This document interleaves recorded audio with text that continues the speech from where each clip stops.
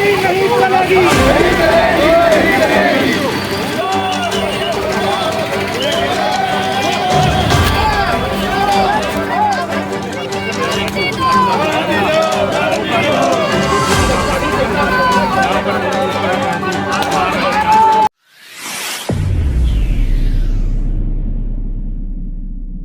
नमस्कार साथियों, अपनी खबर में आप सबका स्वागत है। साथियों, आज चरखी दादरी से एक बड़ी खबर सामने आई है कि आज चरखी दादरी शहर में प्रधानमंत्री, गृह मंत्री, मुख्यमंत्री की शव यात्रा निकली गई।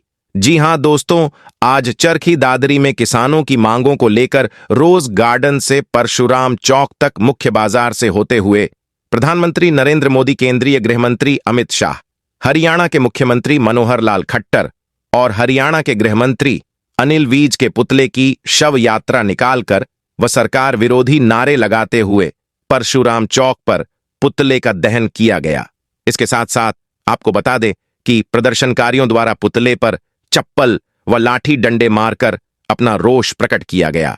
साथियों, आपको बता दें कि संयुक्त किसान मोर्चा के आह्वान पर आज चरखी दादरी के रोज गार्डन में विभिन्न राजनीतिक व सामाजिक संगठन, सर्व खाप संगठन व ट्रेड यूनियन सहित विभिन्न संगठनों के लोगों ने मिलकर एक बैठक आयोजित की व उसके बाद रोज गार्डन से परशुराम चौक तक काले झंडे व सरकार विरोधी नारे लगाकर यात्रा निकली गई।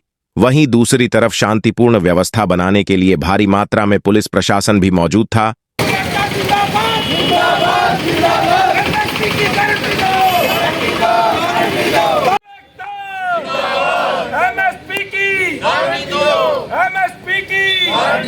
किसान मजदूर एकता, किसान मजदूर एकता। ये सरकार निकम्मी है, ये सरकार बदलनी है। किसान मजदूर एकता जिंदाबाद, इंकलाब जिंदाबाद, इंकलाब जिंदाबाद। किसान मजदूर एकता जिंदाबाद, जिंदाबाद, जिंदाबाद। एमएसपी की गारंटी दो, गारंटी दो, गारंटी दो। सतपाल मलिक अकेले नहीं, हम तुम्हारे साथ हैं। सतपाल मलिक अकेले नहीं, हम तुम्हारे साथ हैं। ईडी का दुरुपयोग बंद करो, बंद करो, बंद करो। ईडी का दुरुपयोग बंद करो, बंद करो, बंद करो। एमएसपी की गारंटी दो, गारंटी दो, गारंटी दो। किसान मजदूर एकता जिंदाबाद, जिंदाबाद, जिंदाबाद। हमारा भाईचारा जिंदाबाद, जिंदाबाद, जिंदाबाद। सारे रोलो हाय हाय, खट्टर मोदी मुर्दाबाद, मुर्दाबाद, मुर्दाबाद। खट्टर मोदी मुर्दाबाद, मुर्दाबाद, मुर्दाबाद। खट्टर मोदी मुर्दाबाद, मुर्दाबाद, मुर्दाबाद। तानाशाही सरकार मुर्दाबाद, मुर्दाबाद, मुर्दाबाद। खट्टर मोदी मुर्दाबाद, मुर्दाबाद, मुर्दाबाद।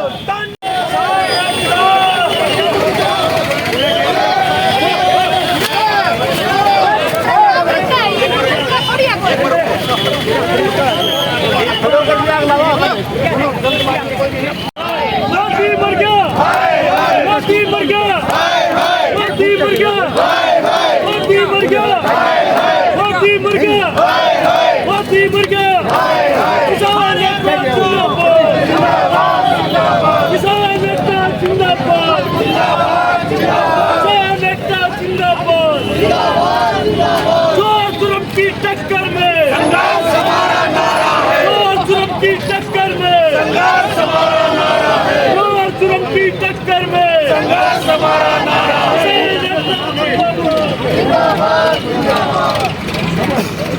वही बातचीत में सांगवान खाप के प्रवक्ता रणधीर घिकाड़ा ने बताया कि पिछले किसान आंदोलन में प्रधानमंत्री ने जो वायदे किसानों से किए थे उनको प्रधानमंत्री ने पूरा नहीं किया था। अब की बार फिर से उन्हीं वायदों को पूरा करवाने के लिए यह आंदोलन फिर से शुरू किया गया है। ऐसा है कि जो किसान आंदोलन पार्ट 2 चल रहा है, तो मोदी जी ने वादे किए थे किसान आंदोलन 1 में कि आप किसान आंदोलन को समाप्त कर दो, हम आपकी सारी मांगे मानेंगे। 1-2 साल हो गए, उसके बाद सरकार ने कोई कदम नहीं उठाया। उन्हीं वादों को पूरा करवाने के लिए अब किसान फिर दोबारा से आंदोलन पे हैं। और जिस प्रकार से हरियाणा सरकार ने पंजाब हरियाणा के बॉर्डरों पर इस प्रकार का प्रबंध किया है कि जैसे किसान आने वाले इस देश के नागरिक ना हो, पाकिस्तान के आक्रमणकारी हो, किले गाड़ना, दीवारें खड़ी करना, अश्रु गैस की गोली छोड़ना, गोलियां मारना, लाठीचार्ज करना, ये सब इस प्रकार के जो काम हैं वो फिर एक बार से हम जब पढ़ते थे तो किताबों में जनरल डायर और बागे दलियों वाले बाग का एक क्या था, इस प्रकार से वहाँ अत्याचार हुए थे। आज फिर ये खट्टर सरकार विद और अमित शाह जनरल डायर की भूमिका में आकर फिर उसी प्रकार से किसानों पर अत्याचार कर रहे हैं। और उस अत्याचार में एक किसान जिसने शहीदी दी है, पुलिस की गोली से जो शहीद हुआ है, उसके प्रति श्रद्धांजलि देने के लिए और सरकार की कार्रवाई के प्रति आक्रोश प्रदर्शित करने के लिए, काला दिवस मनाने के लिए आज ये सब भाई काली पट्टी हाथों के बांध के किसान भाई, छत्तीस बिरादरी, सारा समाज आज यहाँ आया है। और तीनों के ही केंद्रीय गृह मंत्री अमित शाह और मुख्यमंत्री खट्टर और गृह मंत्री अनिल विज, तीनों के ही यहाँ पुतले फूके हैं। और हम सरकार को ये चेतावनी देते हैं कि किसानों के साथ सम्मानजनक व्यवहार किया जाए। संविधान ने हर नागरिक को अपना शांतिपूर्वक आंदोलन करने के लिए अधिकार दिए हैं और उसी अधिकार के तहत किसान अपना आंदोलन चला रहे हैं। कल स्वामी दयाल में एक मीटिंग हुई थी, उस पर भी कहा गया था कि 2 दिन बाद मीटिंग करके कोई फैसला लिया जाएगा, या वो निर्णय ले लिया गया है? ना, अभी कोई सरकार ने फिर आमंत्रित किया था कि 4 दौर की बातचीत हो चुकी है और सरकार 5वें दौर की बातचीत भी करना चाहते हैं। लेकिन जिस प्रकार का लोगों को डराने के लिए, लोगों को दबाने के लिए एक भय का माहौल बनाया जा रहा है, गोलियां मारी जा रही है, अश्रु गैस के गोले छोड़े जा रहे हैं, उस माहौल को देखते हुए किसान नेतृत्व ने फैसला किया कि इस माहौल में हम बातचीत के लिए नहीं बैठ सकते। पहले सौहार्दपूर्ण वातावरण बनाया जाए, उसके बाद हम बातचीत के लिए बैठेंगे। और कोई भी आंदोलन हो, कोई भी समस्या हो, हमेशा बातचीत के द्वारा ही सुलझती है। ये आंदोलन भी केवल बातचीत के द्वारा ही इसका समाधान निकलेगा, लेकिन डरा के नहीं। किसानों की तरह भी एक शहादत और हो गई है, तो गोलियां भी चली हैं, तो क्या किसान चरखी दादरी का जो किसान संगठन है वो वहाँ पे पहुँच पाएगा? देखो, किसान संगठन अपनी तरफ से शांतिपूर्वक से कार्य कर रहे हैं। आपने खनौरी बॉर्डर पर देखे होंगे, काफी पीछे जाकर, लगभग 4-5 एकड़ पीछे जाकर अर्धसैनिक बलों ने, पुलिस वालों ने वहाँ गोलियां चलाई हैं, ट्रैक्टर तोड़े हैं, गाड़ियां तोड़ी हैं, लोगों को लठों से मारकर जख्मी किया है। ये इस प्रकार की कार्रवाई किसान और पूरा ही समाज बर्दाश्त नहीं करेगा। ये लोकतंत्र है, मोदी की तानाशाही नहीं चलेगी। और आज ये चेतावनी देते हैं। आज ये प्रोग्राम था, 26 तारीख का ट्रैक्टर मार्च फिर आ रहे हैं, प्रोग्राम है। सभी किसान भाई हजारों की संख्या में अपने अपने ट्रैक्टर लेकर रोड पर 26 तारीख को आएंगे। और सरकार को चेतावनी है कि आप दमनकारी नीति न अपनाकर किसान नेताओं को सम्मानजनक, उनको इज्जत देकर और उनके साथ बातचीत करें। बातचीत से ही समाधान निकले। क्या लगता है चुनाव को देखते हुए क्या बात मांगी जाएगी? हाँ, ऐसा है, चुनाव का तो दबाव जब हो, जब वोटों से हार जीत होती हो। मोदी सरकार ने तो आपको देखा, अभी चंडीगढ़ में मेयर का चुनाव क्या था, वोट कहाँ से जिताया कौन? तो इनने तो चाहे वैसे हेरा फेरी करनी हो, मशीन में हेरा फेरी करनी हो, इसलिए इन वोटों की ज्यादा चिंता नहीं है, क्योंकि वोटों से तो हार जीत होनी ही नहीं है। और चंडीगढ़ घटना ने इस बात के ऊपर मोहर लगा दी कि भाई वोटों की हार जीत नहीं है, ये तो सारी हेरा फेरी की हार जीत है। मेरा नाम सुशील धानक है और मैं धानक समाज का राष्ट्रीय प्रवक्ता हूँ, सांगवान खाप का। और जहाँ तक ईवीएम की बात, मैं आपको बताना चाहता हूँ, कल जंतर मंतर पर सभी संगठन और सामाजिक जो संगठन थे उन्होंने परमिशन ली थी ईवीएम के लिए, और सरकार ने जो परमिशन थी कल सुबह ही खत्म कर दी। तो ये सरकार जो है डरी हुई है। जहाँ तक ईवीएम की बात है, बिल्कुल गड़बड़ी है इसमें। और अभी हमारे दूसरे साथी ने जो बताया, चाहे वो चंडीगढ़ की बात है, ईवीएम से आज जनता नहीं चाहती कि ईवीएम से चुनाव हो, बैलेट पेपर से चुनाव हो। और जनता जो है बिल्कुल बिल्कुल इस भारतीय जनता पार्टी से उठ चुकी है और ये चाहती है कि तानाशाही सरकार को हारा जाए और इसको बाहर किया जाए।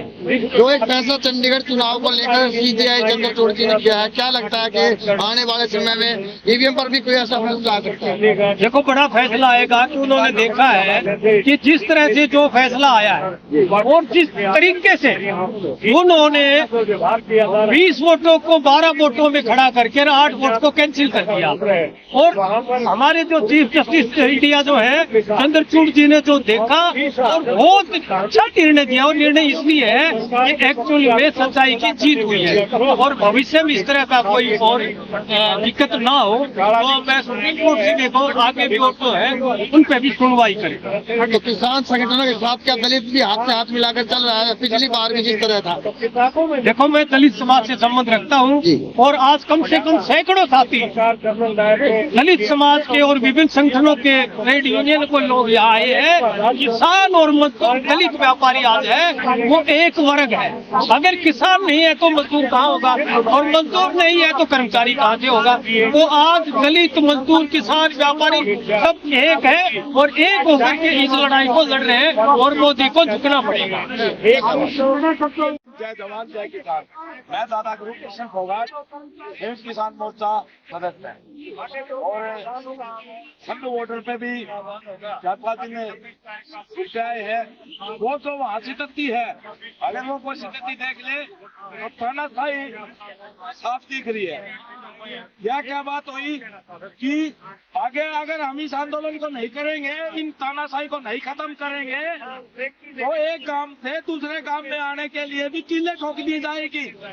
हमें जो किसान अपनी मांगे मांग रहा है वो तो इन्होंने 2013 के अंदर कपड़े निकाल के ये खुद भी मांग चुके हैं। तो आज जो हमारी जो मांगे हैं, इन मांगों को पूरी करे, जो कि अधूरी रह गई थी। जो पिछला हमारा पार्ट फर्स्ट किसान आंदोलन में वही दिल्ली था, वहाँ चले हैं, तो इन्होंने बिल्कुल अपने मतलब वादा किया था कि भाई हम MSP भी जल्दी देंगे। क्या लगता है ईवीएम मशीन पर अगर रोक लग जाती है तो कितने % वोट ले पाएगी बीजेपी?